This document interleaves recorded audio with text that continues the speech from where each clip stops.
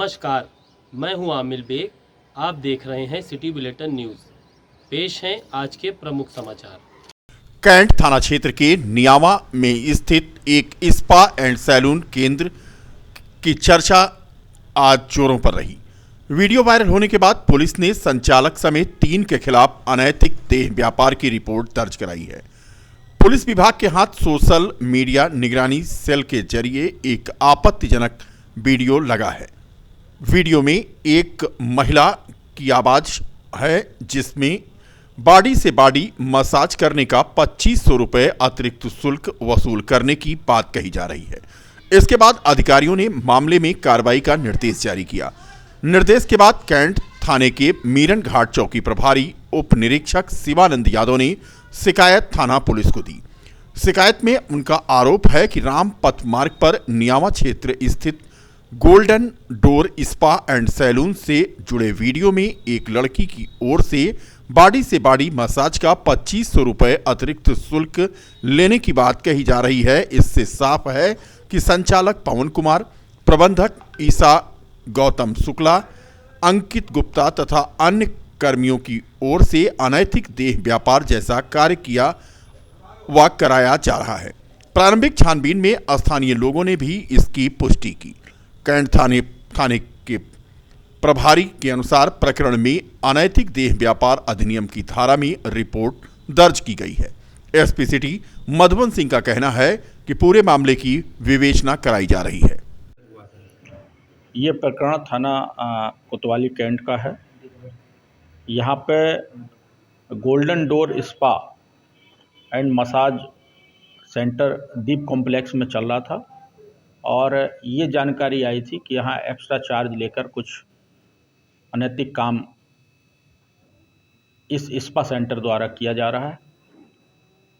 इस पर थाना कोतवाली कैंट की पुलिस द्वारा जांच की गई और जांच के क्रम में प्रथम दृष्टया मामला सत्य पाए जाने पर मुकदमा पंजीकृत किया गया है और इसकी विवेचना की जा रही है। विवेचना से जो तथ्य आएंगे उसके आधार पर जो इस सेंटर के संचालक हैं उनके विरुद्ध कार्रवाई की जाएगी। एडीजी जोन अमरेंद्र सिंह सेंगर आज अयोध्या पहुंचे। मंडलायुक्त सभागार में कानून व्यवस्था को लेकर के बैठक हुई। आने वाले त्योहार शिवरात्रि, होली और रमजान को लेकर सुरक्षा व्यवस्था कड़े करने के निर्देश दिए गए। बैठक में commissioner Gaurav Dayal, IG Praveen Kumar, DM Nitish Kumar, SSP Rajkaran Nayyar, नगर आयुक्त व तीर्थ क्षेत्र विकास परिषद के सीईओ संतोष शर्मा के अलावा अन्य अधिकारी मौजूद रहे। पत्रकारों से बात करते हुए एडीजी जोन अमरेंद्र सिंह सेंगर ने कहा कि रामलला के दर्शन के लिए अयोध्या में बड़ी संख्या में श्रद्धालु पहुंच रहे हैं। त्योहार और राम भक्तों के लिए मेडिकल कैंप, रेलवे व्यवस्था और बस व्यवस्था को सुचारू रूप से चलाने के निर्देश दिए गए हैं। उन्होंने कहा कि लोकसभा चुनाव के दौरान लगभग सभी त्योहार संपन्न होंगे। लोकसभा चुनाव को लेकर के आयोग द्वारा जारी निर्देश का पालन किया जाएगा। रामलला का दर्शन करने के लिए आ रहे श्रद्धालुओं को दिक्कत न हो, इसके लिए निर्देश जारी किए गए हैं। विभिन्न त्यौहार हाल में हो रहे हैं।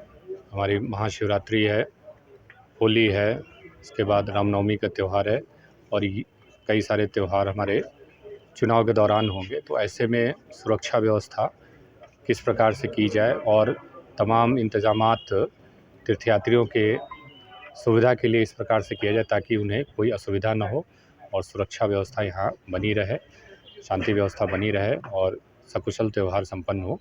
इसी की तैयारियों की समीक्षा आज की गई।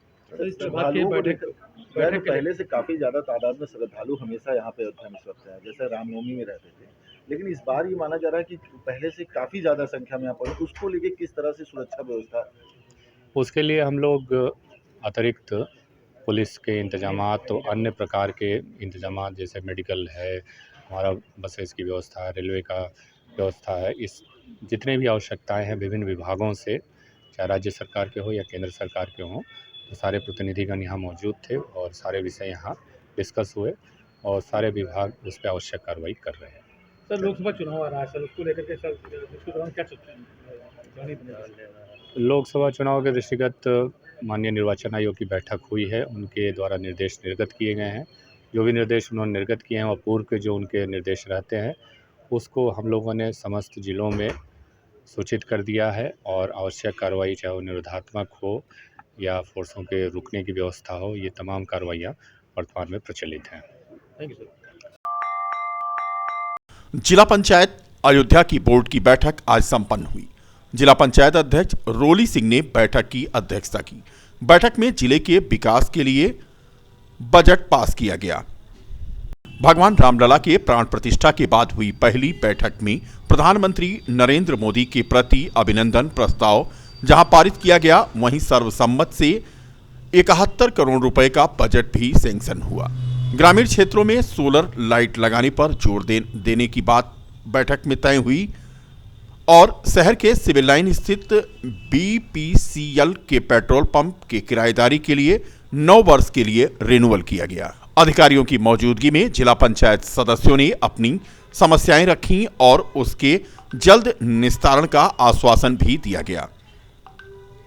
जिला पंचायत अध्यक्ष प्रतिनिधि आलोक सिंह रोहित ने कहा कि मुख्यमंत्री का जो विजन है उसके अनुरूप जिला पंचायत काम करेगी। आने वाले दिनों में ग्रामीण क्षेत्रों में भी सोलर सिटी लाइट को लगाने का काम किया जाएगा।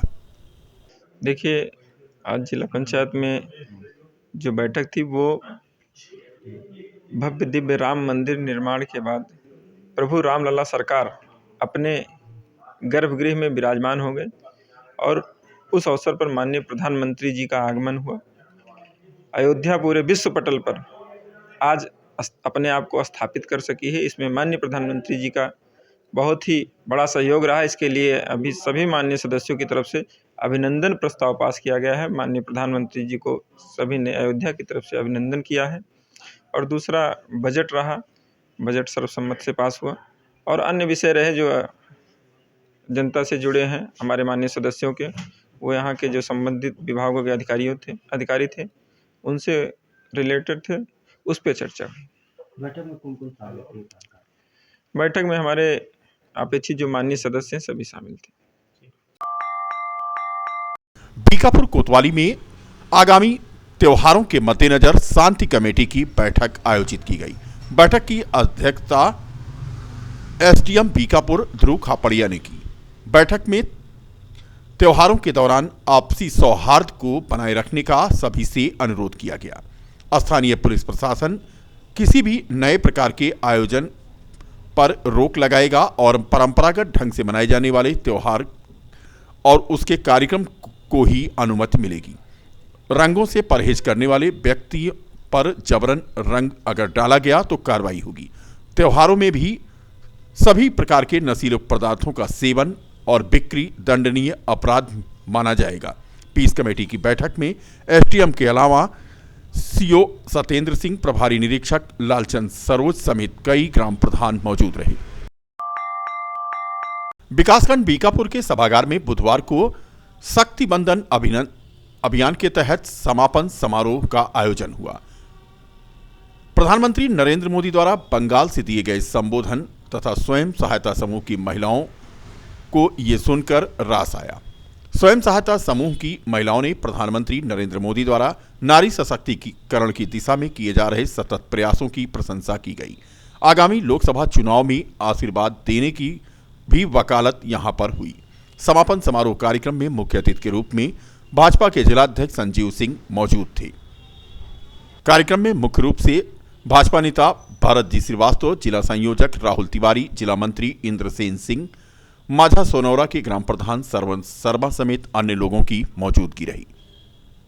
नारी शक्ति बंधन कार्यक्रम के तहत माननीय प्रधानमंत्री जी ने बंगाल की धरती संदेश से आज पूरे देश में 20,000 स्थानों पर एकत्रित अपनी बहनों से संवाद किया है और वहां एक बड़ी रैली को संबोधित किया है।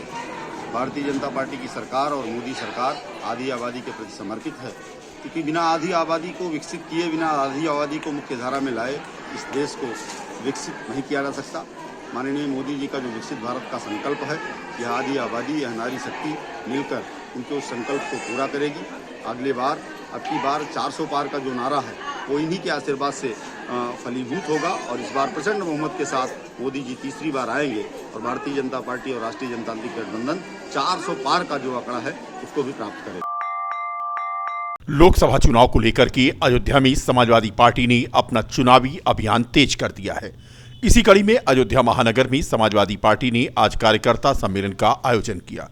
मुख्य अतिथि के रूप में अयोध्या फैजाबाद लोकसभा सीट से इंडिया गठबंधन के प्रत्याशी विधायक अवधेश प्रसाद शामिल हुए, तो वहीं विशिष्ट अतिथि के रूप में रुदौली के पूर्व विधायक अब्बास अली जैदी उर्फ रुश्दी मियां मौजूद रहे। इस दौरान रुश्दी मियां ने बसपा छोड़े जाने को लेकर कहा कि बसपा पार्टी से मैंने रुदौली विधानसभा चुनाव लड़ा था, मुझे हार का सामना करना पड़ा। मेरी किसी भी तरह की कोई अनबन बसपा पार्टी से नहीं हुई। मैं वैचारिक तौर पर समाजवादी हूं। 1993 में मैंने सपा ज्वाइन किया था। यह मेरा सौभाग्य था कि मैं समाजवादी पार्टी में साधारण कार्यकर्ता के रूप में सफर शुरू किया था और सफर मेरा लंबा था। इस दौरान उन्होंने लोकसभा चुनाव को लेकर भाजपा सरकार पर निशाना साधा। इंडिया गठबंधन के प्रत्याशी अवधेश प्रसाद को भारी बहुमत से विजयी बनाने की उन्होंने अपील की। कार्यकर्ता सम्मेलन में जिलाध्यक्ष समाजवादी पार्टी पारसनाथ यादव, पूर्व राज्य मंत्री तेज नारायण पांडे पवन, पूर्व विधायक जयशंकर पांडे, श्याम कृष्ण श्रीवास्तव आदि मौजूद थे। अयोध्या महानगर के साथियों का विशाल सम्मेलन था पार्टी कार्यालय पर। सभी साथियों ने लोकसभा के उम्मीदवार, इंडिया गठबंधन के उम्मीदवार श्री अवधेश प्रसाद जी को भारी बहुमत से जिताने का संकल्प लिया। आज इस कार्यक्रम की अध्यक्षता महानगर अध्यक्ष श्याम कृष्ण श्रीवास्तव जी ने की, संचालन महासचिव मीसम भाई ने किया। मुख्य अतिथि के रूप में श्री अवधेश प्रसाद जी जो हमारे उम्मीदवार हैं वो मौजूद थे। श्री जयशंकर पांडे जी, श्री अब्बास अली जैदी, रुश्दी मियां, जिलाध्यक्ष पारसनाथ यादव जी सहित पार्टी के सम्मानित नेता पदाधिकारी, सभी फ्रंटल संगठन के पदाधिकारी मौजूद थे। भारतीय जनता पार्टी की जुल्मी, अत्याचारी, महंगाई लाने वाली सरकार, किसानों के हाथ में कटोरा, नौजवान के हाथ में कटोरा थमाने वाली सरकार, पूरे देश को आर्थिक सामाजिक रूप से कमजोर करने वाली सरकार को उखाड़ फेंकने का संकल्प लिया और जुमला ही गारंटी बताने वाली सरकार, नौजवानों 20 करोड़ नौजवानों का नौकरी देने का वादा कर नौजवानों के हाथ में कटोरा देने वाली योगी मोदी की सरकार को हटाने का संकल्प आज पार्टी के साथी नौजवान कार्यकर्ताओं ने लिया है।